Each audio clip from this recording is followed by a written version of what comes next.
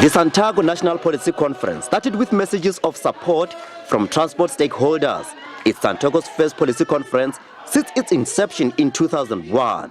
Over 350 delegates from all 9 provinces, including the leadership of the taxi industry, government, policymakers and experts, came together under one roof. The aim is to discuss, shape policies and boost the prospects of the taxi industry. SANTACO president says they want to strengthen policies that will ensure smooth operations in the industry. What we want to establish is to strengthen the power that SANTACO has. Remember, without policies we can't move.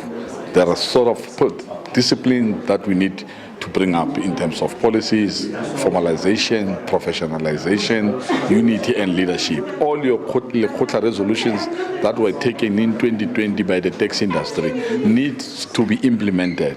So we want to fulfill that mandate. So now my term, I'm 2 years in office now. So this is something that I must leave as a legacy to the industry going forward. So you know that policies and constitution you can amend as you go on because times are changing. Tsebe says the policies will also resolve the challenges faced by the taxi industry, including taxi violence. Taxi industry is a family business, but we don't have an agreement which becomes your policies. How do we move SANTACO forward? How do we unite the taxi industry? How do we end the taxi violence and so on? Challenges that we've got in terms of the regulations with government, partnerships and all stakeholders. Other stakeholders say that the policy conference will also address issues of patriarchy in the taxi industry and ensure that SANTACO's constitution is not violated. The taxi industry has been the male-dominated industry, and most of the women who come in as the operators are the widows. The widows, there is an issue because there is a patriarchy issue where they don't feel like they have a right to be here. They feel that the authority still stands with the men. They must tell them what to do and what not. We need the constitution of SANTACO.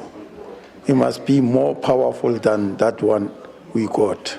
Because that one we got, if you resolve conflict, they repeat the same.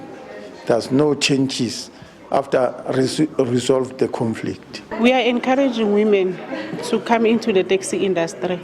They must not shy. While the taxi industry is a male-dominated industry, but they must come and participate and feed their children. We are strongly encouraging them. The SANTACO Policy Conference will come to an end tomorrow with a clear policy position of the organization. SANTACO says that the policies will supplement its existing constitution to address challenges faced by the taxi industry. I'm Koke Chomata, SABC News, Polokwane.